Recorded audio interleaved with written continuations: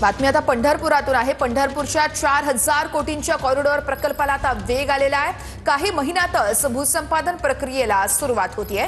भूसंपादन प्रक्रियेसाठी आता 1800 कोटींचा निधी अपेक्षित असल्याची माहिती मिळतेय। पंढरपूरचा 4000 कोटींच्या कॉरिडॉर प्रकल्पाला आता अखेर वेग आलेला आहे। काही महिन्यातच भूसंपादन प्रक्रिया सुरू होतीये।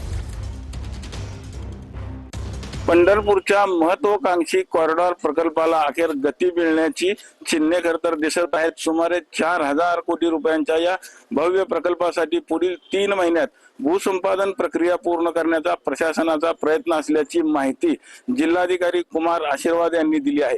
राज्य शासनाच्या सूचनेनुसार राबवण्यात येणाऱ्या या कॉरिडॉर प्रकल्पाची प्रक्रिया निवडणुकांमुळे काही काळ रखडली होती, मात्र आता प्रशासनाने पुन्हा वेगाने हालचाली सुरू केल्या असून भूसंपादनावर विशेष भर दिला जात आहे, जेणेकरून वर्षाला कोट्यावधी भाविक खरं तर विठ्ठलाच्या दर्शनाकरता येत असतात आणि येणाऱ्या प्रत्येक भाविकाला चांगल्या सुविधा सुविधा मिळाव्यात यासाठीच हा कॉरिडॉर राबवला जात आहे।